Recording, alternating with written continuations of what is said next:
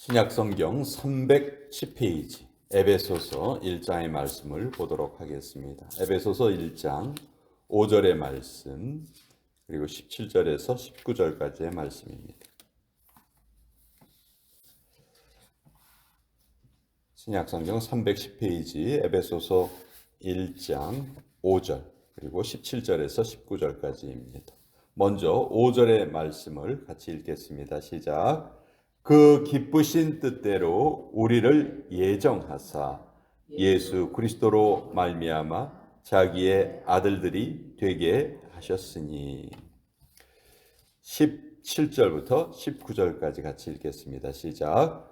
우리 주 예수 그리스도의 하나님 영광의 아버지께서 지혜와 계시의 영을 너희에게 주사 하나님을 알게 하시고 너희 마음의 눈을 밝히사 그의 부르심의 소망이 무엇이며 성도 안에서 그 기업의 영광의 풍성함이 무엇이며 그의 힘의 위력으로 역사하심을 따라 믿는 우리에게 베푸신 능력의 지극히 크심이 어떠한 것을 너희로 알게 하시기를 구하노라.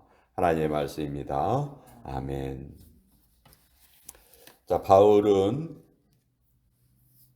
꼭 복음을 전하고 싶은 곳이 로마였죠. 그 로마에 가기를 애씁니다. 근데 하나님께서 바울을 로마로 가게 하신 방법은 아주 독특하시죠. 죄수의 몸으로 로마에 가게 됩니다. 바울이 예루살렘에서 유대인들에게 맞아 죽을 위기에 처했을 때 자기가 로마의 시민권자인 것을 밝히고 황제에게 재판받을 수 있는 권리를 사용을 하죠. 그래서 로마 병사들이 호송을 해서 바울이 로마로 가게 됩니다.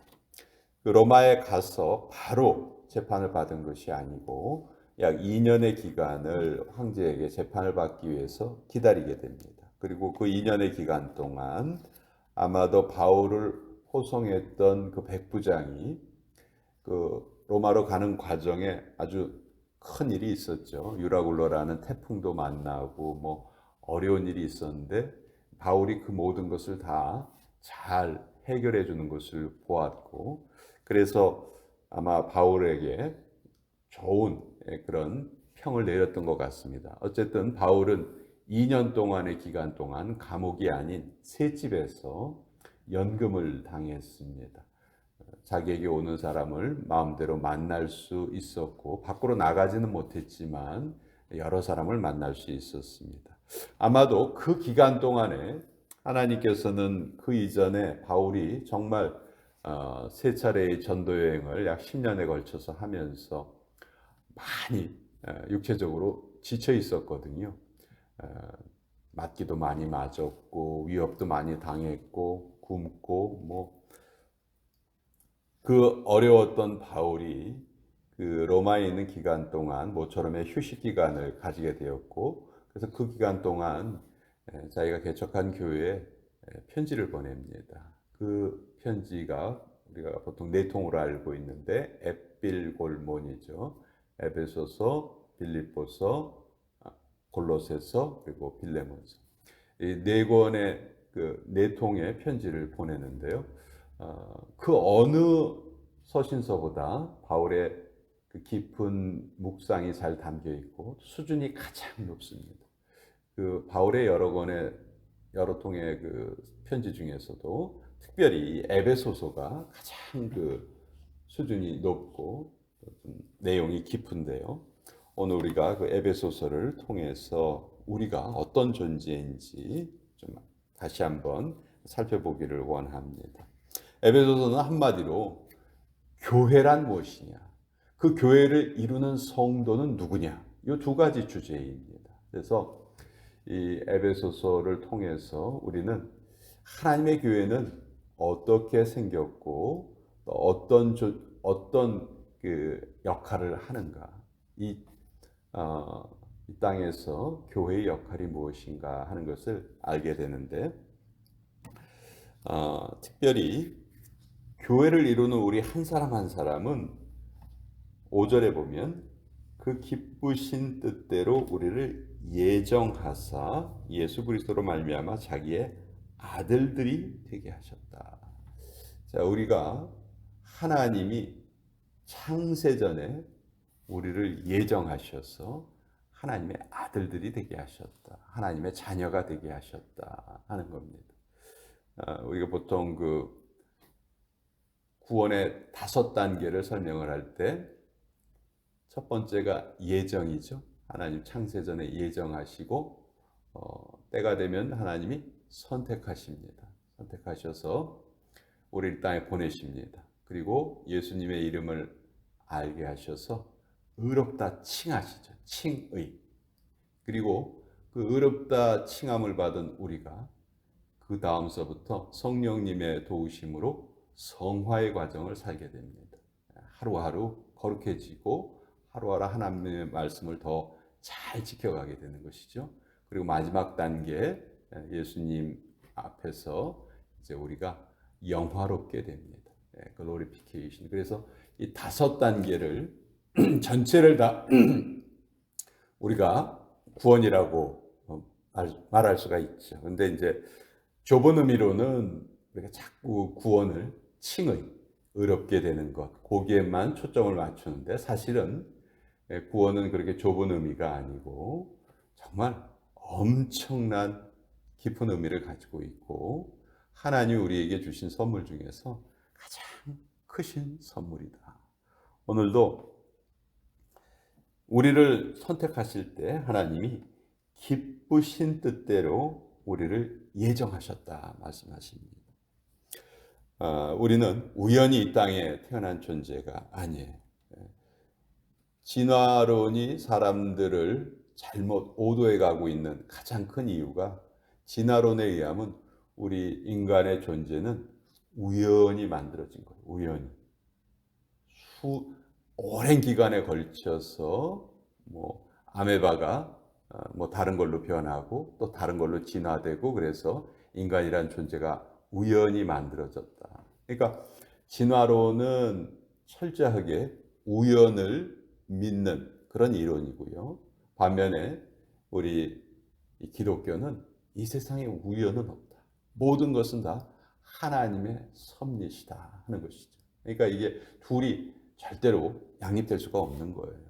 그래서 우리는 진화론의 잘못된 그런 생각에 빠져서는 안 된다. 분명히 성경은 우리가 하나님의 예정으로 이 땅에 태어난 존재라 하는 것을 알게 해주십니다.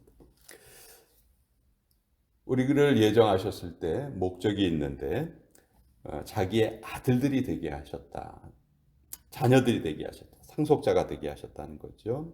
그러니까 아들들이 되게 하신 이유는 우리에게 기업을 주시려고인데 그 기업이 쉽게 말하면 우리가 이제 하나님의 상속자가 되었다는 거예요. 하나님이 우리에게 주시고자 원하시는 모든 선물을 우리가 당당하게 받아 누릴 수 있는 권리를 하나님이 우리에게 주셨다는 것이죠. 여러분 우리가 이것만 잘 깨달아도 정말 우리의 인생이 엄청나게 바뀌게 됩니다. 최근에 제가 2사람이 돌아가셨다는 소식을 들었는데요. 하나는 우리가 잘 아는 그 한국의 코미디언이었던 서세원 씨가 갑자기 캄보디아에서 이제 돌아가셨다고 하죠. 또 제가 애틀란타에 있을 때 처음에 좀 미국 교회를 다닌 적이 있었는데 그때 그 교회 목사님이 찰스 스탠리 목사님이라는 아주 유명한 목사님이었어요. 이분도 90세를 일기로 며칠 전에 돌아가셨어요.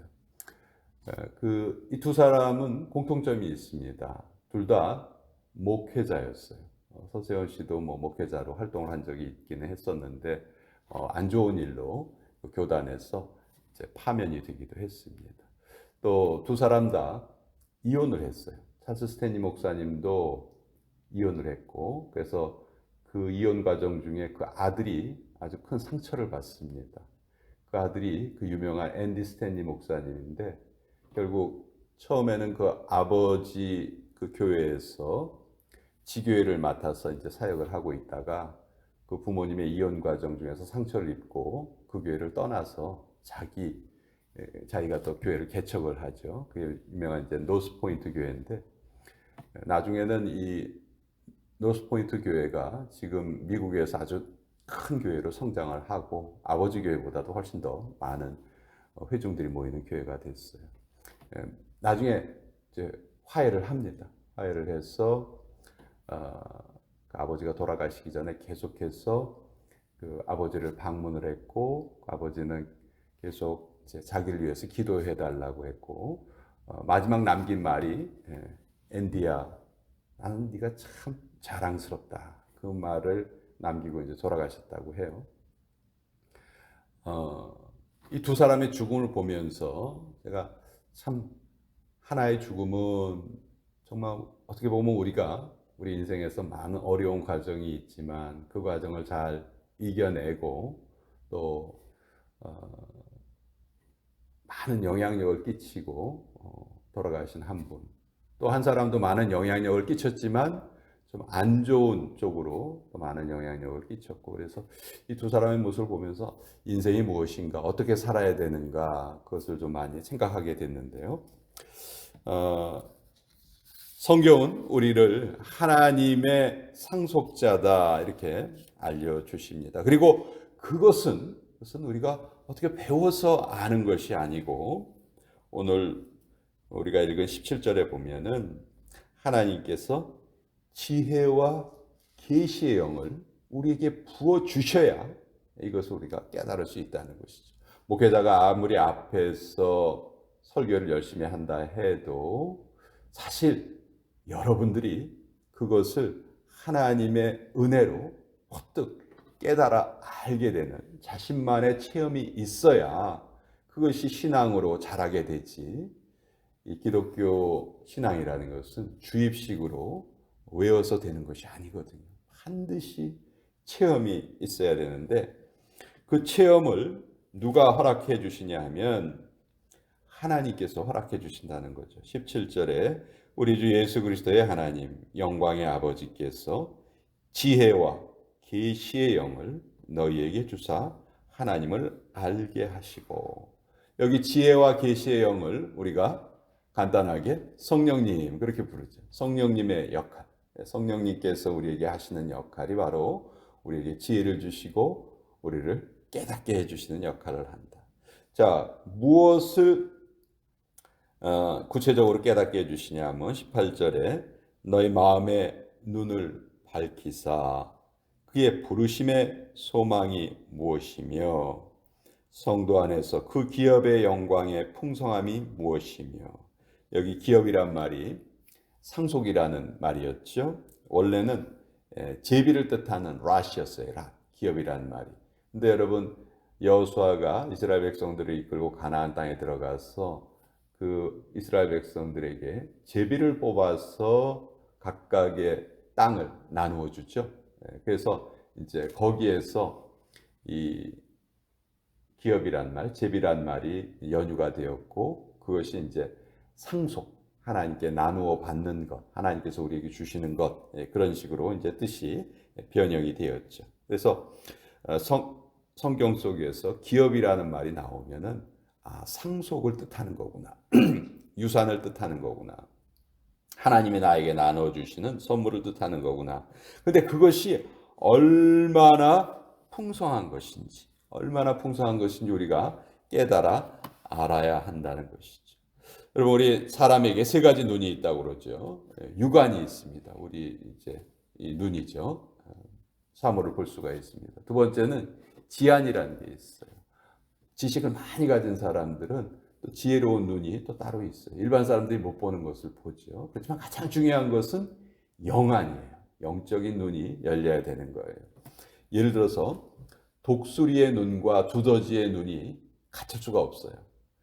두더지를 하늘 위로 끌고 올라가서 그 넓은 하늘에, 그 높은 하늘에서 밑을 바라보게 해도 두더지는 맨날 땅 속에서 어두운 것만 보다가 밝은 데로 가면 보여줘도 볼 수가 없지. 마치 이것이 영안이 열리지 않은 사람과 같다는 것이지. 그래서 영적인 눈이 열려야 우리가 영의 세계를 볼 수 있는데 그 영안이 열리면 나를 부르신 소망이 무엇인지를 알게 됩니다. 바울은 그냥 예수님을 알지 못했다면 그냥 하나의 율법학자, 하나의 랍비, 그것으로 인생이 맞춰졌을 거예요. 그렇지만 하나님의 선택을 받아서 전 세계를 변화시키는 도구가 되었죠. 우리가 교회라는 말을 많이 쓰는데 교회란 말의 원래의 뜻은 부르심을 받은 무리들 그런 뜻이에요.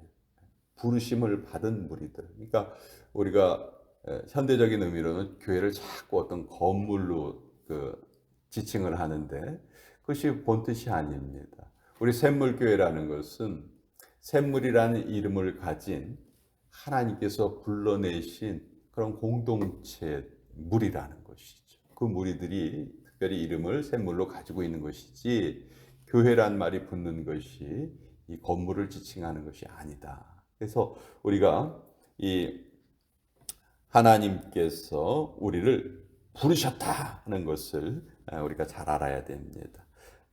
성부께서 우리를 예정하시고 선택하셨다. 그리고 예수님께서 우리를 구속하셨다. 칭히 의롭게 하셨다는 거죠. 그리고 성령께서는 우리를 성화와 영화의 과정으로 이끌어 가시는 거죠. 그러니까 삼위일체의 하나님께서 우리를 오늘도 보호하시고 이끌어 가시는 거예요. 오늘 우리가 부른 10장 찬송에 보면 성부, 성자, 성령께서 어떠한 은혜를 우리에게 주시는지가 각 절마다 이렇게 잘 나타나 있었죠. 아버지가 부자면 나도 부자입니다. 우리의 영안이 열려서 하나님이 나에게 주시고자 하는 그 모든 영적인 선물이 얼마나 큰 것인가 그것을 우리가 깨닫고 살아가야 돼요. 북한이 왜 그렇게 핵무기를 개발하려고 합니까? 핵의 위력을 알기 때문에, 핵의 힘을 알기 때문에 핵을 그렇게 사랑하는 것이죠. 우리가 하나님을 사랑하는 이유는 다른 것이 아니에요. 하나님의 능력을 알기에, 하나님이 어떤 분이신지를 알기에, 하나님이 얼마나 좋으신 분이신지를 알기 때문에 우리가 하나님을 사랑하는 것이죠. 그래서 시편 18편 1절에 보면 다윗이 이런 고백을 합니다. 나의 힘이 되신 여호와여, 내가 주를 사랑하나이다. 나의 모든 능력의 원천이 되시는 주님, 내가 주님을 사랑합니다. 그런 고백을 하는데 오늘 우리가 하루를 시작하면서 우리도 동일한 고백을 하면서 시작을 했으면 좋겠어요. 오늘도 우리가 이 세상의 삶을 살아가는데 하나님의 힘을 의지하고 하나님이 우리에게 베풀어 주시는 그 사랑이 얼마나 크신 것인가 그것을 하나하나 우리가 경험하면서 살기를 원합니다. 그것을 알지 못하고 사는 사람과 알고 살아가는 사람은 그 인생에 갇힐 수가 없겠죠. 그래서 오늘 하루를 시작을 하면서 하나님, 오늘도 하나님이 우리를 부르신 그 부르심의 소망을 알게 해주시고 또 하나님의 우리가 누리는 하나님의 영광의 풍성함이 얼마나 큰 것인가 깨달아 알게 하여 주시옵소서. 우리가 같이 기도하면서 이 하루를 시작했으면 좋겠습니다.